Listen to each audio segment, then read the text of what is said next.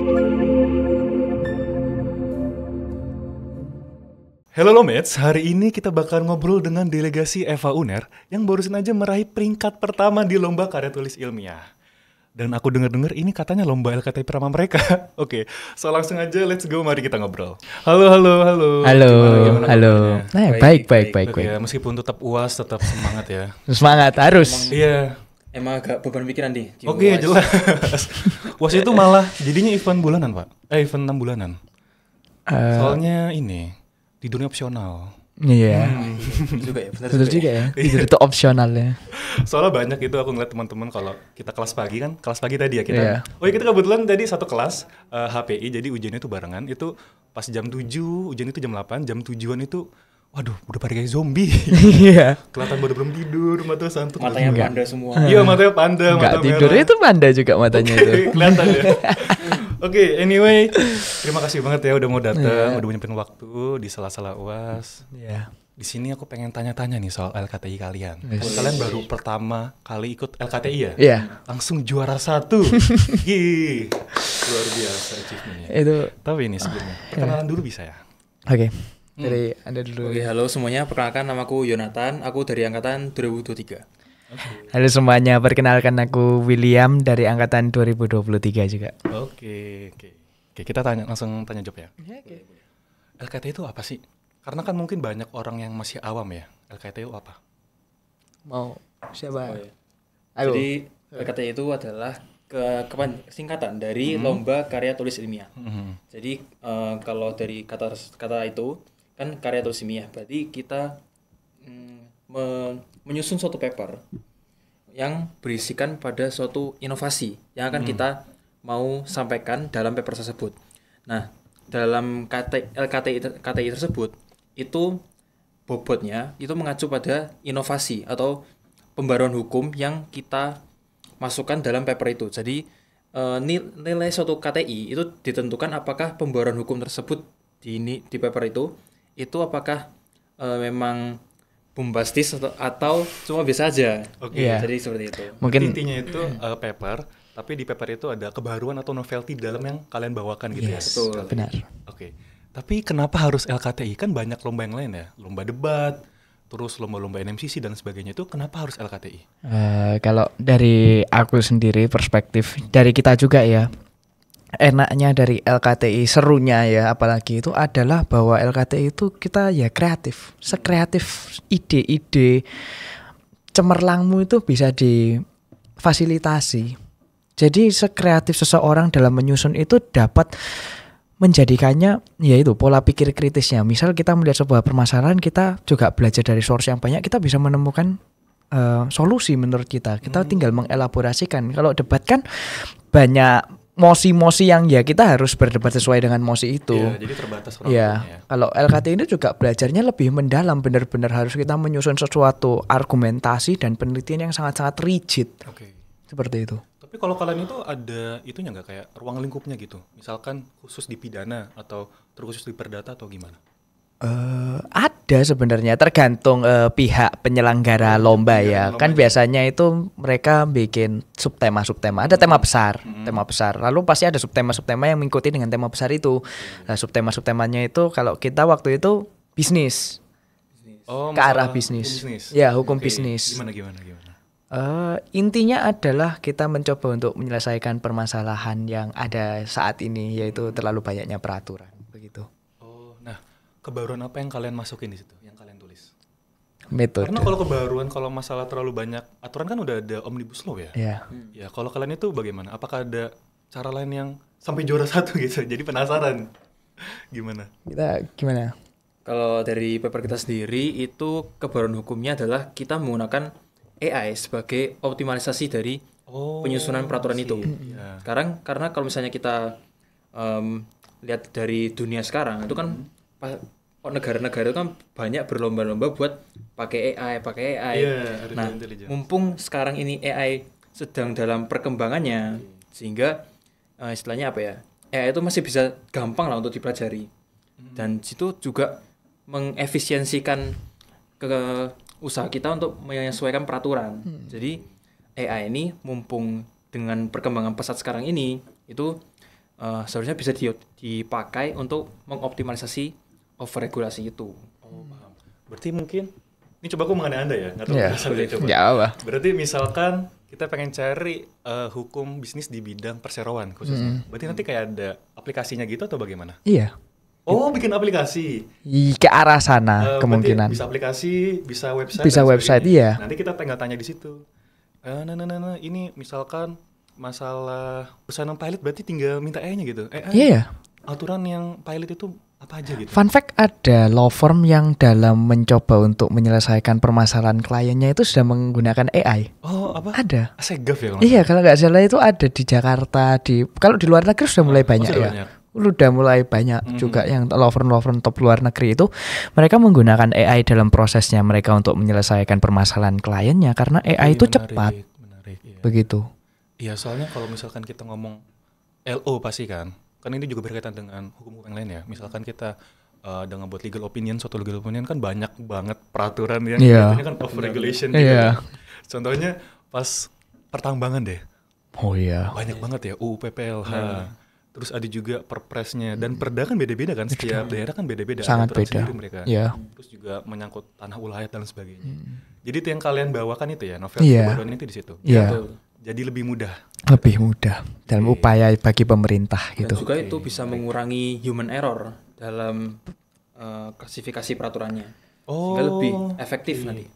Oh iya, kadang juga itu ya. Kadang kita salah menginterpretasikan suatu pasal ya. Iya. Benar. Iya, maksudnya yang ditulis itu A, cuman kita malah jadinya B gitu. Kadang seperti itu dan juga kayak peraturan itu kan saking banyaknya itu ya kalau misalnya kita dalam upaya mencari mana yang dibuang itu kan tentu sangat ya kalau berandalkan dengan manusia aja kan sulit ya Iya, betul. dengan ribuan peraturan itu. Jadi kayak ya dengan hadirnya AI ini akan mempermudah kerja kita sendiri sebagai manusia gitu. Oke, menarik.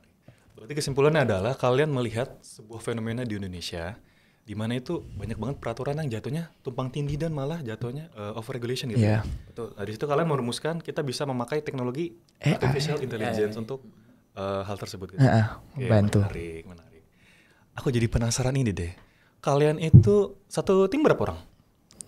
3 orang, 1 official. Jadi technically 4, tapi yang benar-benar dalam menyusun menggagaskan sebuah ide itu 3. Oke. Nah, kalian itu pembagiannya itu gimana?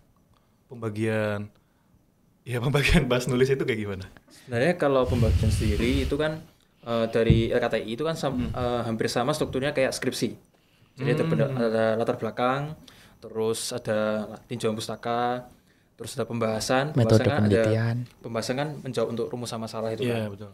Nah, untuk kalau dari kami sendiri pembagiannya kan ada 3 orang. Ya. Jadi per rumusan masalah itu dibagi pengerjanya dari 3 orang ini. Oke. Jadi misal aku kerja di bagian bagaimana sih pemerasan status quo. Terus nanti William jelasin soal komparasinya di negara-negara lain kayak gimana. Terus nanti Arya yang temanku satu lagi itu bahas soal bagaimana sih mekanisme kita untuk menghadirkan ini di Indonesia. Menarik. Jadi seperti itu. Jadi dibagi-bagi tugas-tugasnya. Dibagi-bagi. Tapi ya itu juga kadang sering kita ada lost in translation kayak agak nyambung ya ternyata. Ya udah kita coba diskusiin lagi supaya lebih nyambung Nah, gitu. ngomongin soal lost in translation, pasti kan lomba namanya ya. Iya. Pasti kan ada struggle-nya tuh. Oh iya banyak. Banyak ya. Banyak. Nah, kalian itu gimana? Struggle-nya mungkin bisa ceritain dikit aja gitu. Dari ketua delegasi dulu. Boleh. Kalau struggle yang paling aku rasakan selama di lomba ini adalah kan kalau dari ketiga orang ini, aku, William sama Arya, itu yang pernah ikut lomba di MIMA yang berhubungan dengan akademik itu cuma aku doang. Oh, sorry. Berarti kalian dari ini ya, Besomima ya? Iya, besok Mima. Karena aku kan dulu sempat ikut dua kali lomba debat. Sementara yang William sama Arya belum pernah ikut lomba di MIMA. Oke. Nah, efeknya aku setelah ikut lomba debat, ikut lomba LKTI ini itu masih bisa menyesuaikan diri itu. Karena argumen-argumen yang kita tuangkan terus cara penyampaian presentasi itu hampir sama seperti debat. Jadi nggak perlu ada penyesuaian yang lama-lama lah. Nah, sementara William sama Arya harus penyesuaian lagi.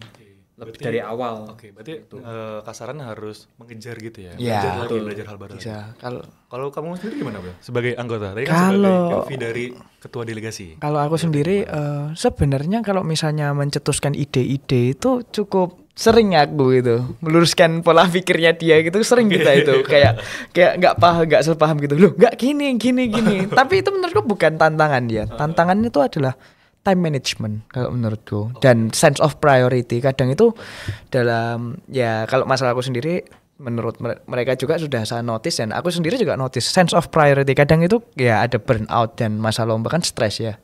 Belum lagi kita juga ada kesibukan dengan kuliah kita. Ya, belum lagi kita tiap hari itu pulang sampai jam 11, jam 12 malam buat nyusun. Iya. Itu hampir setiap hari. Hampir setiap hari kita Itu seperti berarti itu. kalian gimana, di kafe gitu ya? Di Enggak, di Eva. Oh, di apa? Di Eva. Oke. Sampai kita di lucu itu ya, Eva sampai tutup. Akhirnya kita lanjut di mana? Di Gazebo luar. Di gazebo luar. Di Gazebo luar. Oke, Lomets, perjuangannya wow, luar biasa sekali. Pantas bisa juara 1. Iya. Keren. Terus itu juga kayak latihan-latihan waktu presentasi itu drilling yang cukup apa ya, melelahkan secara mental sih daripada fisik. Fisik dari kita kan cowok-cowok semua juga ya. Dari fisik kita ya cukup aman, tapi mental bener-bener challenge, very challenge. Banyak ya, nggak menyalahkan juga pressure untuk apa, tolak ukur yang tinggi itu menurutku nggak salah, tapi untuk memenuhi ke sana itu jadi beban mental juga. It's very challenging di situ. Karena LKT itu bukan hanya cuman kalian menyusun sebuah gagasan atau sebuah ide, cuman harus bisa Menyampaikan. presentasikan. Yes. Iya, itu ya. Poinnya di situ. Ya. Nah, dari situ latihannya gimana? Latihan presentasi itu. Apakah mungkin di Besomima itu ada orang-orangnya sendiri yang mungkin khusus untuk melatih kalian presentasi atau bagaimana? Kalau dari aku sih sebenarnya dari BSO Mima itu sangat-sangat memfasilitasi kita. Kita bisa sampai di titik ini karena ya juga banyak bantuan dari orang-orang itu. Oke. Salah satu coach kita ya kan, yang melatih kita dan mengajak kita untuk bagaimana cara menyusunnya, kerangka berpikirnya bagaimana, itu salah satunya adalah kayak Mas Anom, angkatan 22. Dia itu benar-benar melatih kita dari awal kita menulis gimana sampai di titik kita presentasi. Jadi, dan juga Mima itu terutama divisi KTI, R&D ya, itu sangat kekeluargaan. Jadi kayak jika ada satu yang mau, yang lain juga datang melihat, memberikan feedbacknya mereka kayak. Jadi kita latihan itu sering kita latihan itu bertiga, kita presentasi. Habis presentasi kita simulasi tanya jawab. Setelah itu kita direview langsung. Kalian itu kurangnya di sini, dan itu melibatkan banyak sekali orang. Oke. Ada ketua R&D-nya Mima sendiri, Nadira, ada Mas Oki. Kalau kalian tahu angkatan 22 itu banyak kakak-kakak kita itu membantu kita sekali agar kita bisa menyampaikan dengan baik. Oke. Seperti itu. Dan bahkan banyak dari kakak-kakak yang sudah pernah juara itu terjun untuk bantu kita. Oh, alumni. Bukan, yang kakak-kakak yang Angkatan 22. Yang 22. Oh, angkatan 22. itu kan barusan yang bulan Mei itu kan juara 3 di UPN Veteran Jakarta. Iya. Itu juga bantu kita untuk presentasi Presentasi dan latihan sebagainya. bagaimana. Berarti memang banyak orang terlibat dalam sini ya. Yes. Oke. Jadi selain itu juga Lomets, kita juga perlu namanya kerja tim begitu. Karena gimana pun LKTI tim ya, bertiga, dan mungkin juga harus melibatkan banyak orang lain di sana. Iya. Contohnya tadi mungkin alumni-alumni yang sudah pernah ikut juara, mungkin LKTI itu juga ikut membantu. Oke, Will, sama yuk kita kan udah ngomongin masalah perjalanan dan struggle-nya ternyata, wah, Iya, lumayan. ternyata lumayan. Aku pengen tanya ini deh, masalah teknis lombanya gitu. Karena kita tadi belum ngomongin masalah tempat dan teknis kalian pas presentasi itu seperti apa. Pas di hari H deh, ceritain pas hari H-nya itu gimana. Jadi kalau untuk tenis lombanya, ini kan kita lombanya di UPH ya, Universitas Pelita Harapan Jakarta. Kita Tangerang. berangkat itu H-3 kalau nggak salah. Karena kan dari Surabaya ke Jakarta kan harus pakai kereta ya. Oh iya, Kita berangkat Selasa Jadi, malam. Itu Selasa malam. Terus ya karena berangkat pakai kereta, risikonya harus kelelahan, kecapean. Karena kan iya, capek di jalan. capek di jalan karena istirahatnya tuh terganggu banget Iya. di kereta itu. 8 jam berarti ya? Kurang lebih. 10. Oh, 10 jam. 10 jam. Waduh. Dan itu kondisinya kita kurang tidur lah di kereta Oke, itu. oke. Kemudian sampai di Tangerang, sampai di UPH itu, terus kita langsung persiapan, riset, terus juga latihan presentasi, latihan tanya jawab. Itu pokoknya sangat-sangat apa ya, membuat, sama kayak tadi Will yang ngomong, membuat mental capek banget. Karena udah capek fisik, capek mental juga. Udah double kill ini. Double kill. Terus untungnya pas di hari H itu kita udah pasang mindset kalau misalnya memang ini emang jalannya kita nggak menang, ya sudah gak apa-apa, kita anggaplah legowo lah. Karena di satu sisi memang kita merasa belum bisa memenuhi ekspektasi dari kakak Mima. Itu yang membuat kita akhirnya berekspektasi ya nggak terlalu berlebihan. Nah tapi justru itu aku sempat sebelum presentasi aku ngomong ke teman-temanku kalau misalnya jangan fokus ngejar juara doang, tapi fokus memaksimalkan diri kita. Karena yang paling penting saat kita final hari H presentasi itu adalah memaksimalkan diri kita sendiri. Percuma kalau misalnya kita nggak memaksimalkan diri kita sendiri, terus kita targetnya juara, itu kan seperti omong kosong.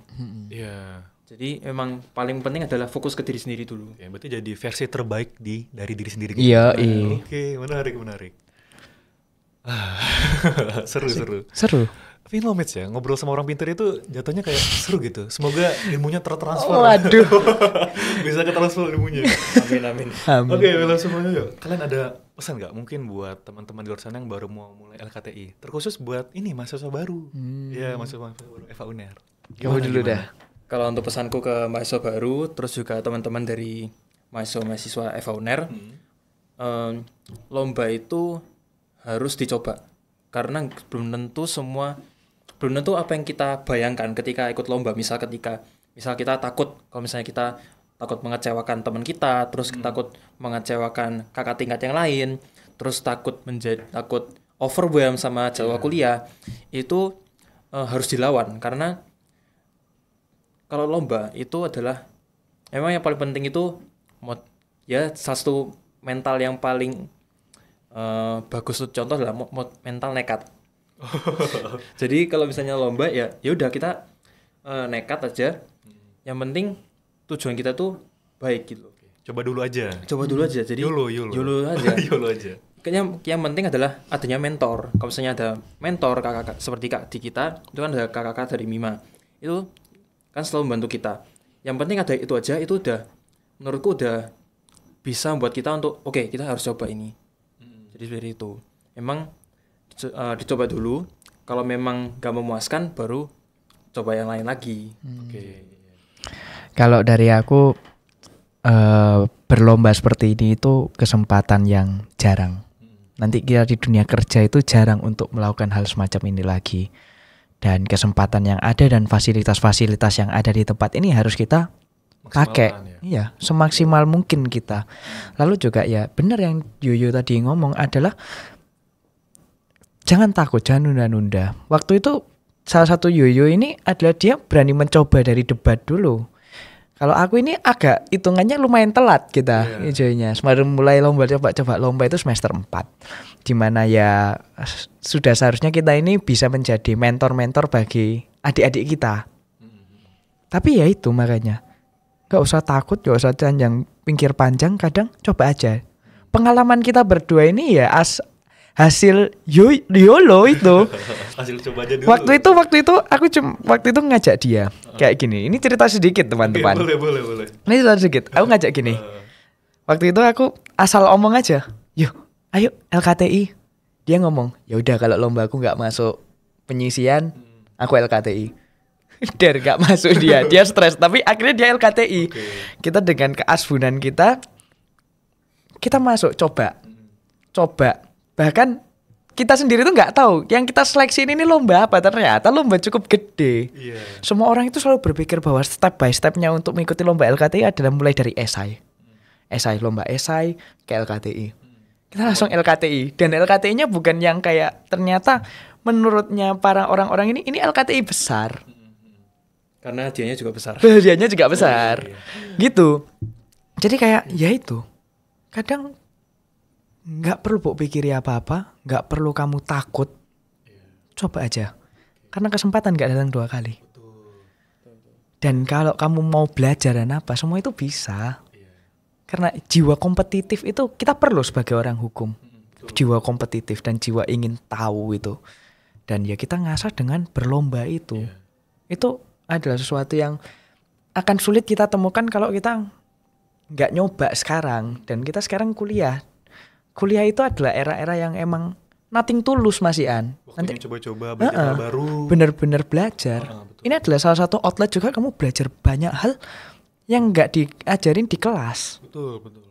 Jadi go for it. Coba aja. Coba aja. Khususnya belajar skripsian karena kata ini Iya ya. mirip sama skripsi. Kayak nyuruhin Berarti skripsi. kalian nanti buat skripsi nanti udah ada acuan ya? Nanti acu ke LKTI aja. Loh kalau misalnya salah satu dari kita bertiga ada yang mengambil pemerintahan itu bisa jadi inskripsi ya. Iya benar, hal yang baru. Filternya dapat dan sebagainya. Iya. Oke William, Yoyo, thank you banget udah mau datangnya. Terima kasih sekali lagi, terima kasih. Jujur insightful banget. Aku jadi pengen coba LKTI deh. Gaskan. Coba. Jadi FOMO loh, Miss. Jadi FOMO. Jadi pengen ngerasain juga gimana. Coba aja. Oke. Ya, terima kasih banyak ya sekali lagi ya udah mau datang dan nyempetin waktunya. Terima kasih. Oke, Lomets, terima kasih juga karena sudah menonton yang dari awal sampai akhir. Semoga dari podcast ini kalian bisa mendapatkan insight-insight baru seputar LKTI. Oke. Oke. Bye-bye. Semangat guys. Coba Semangat, dong. semangat. Thank you.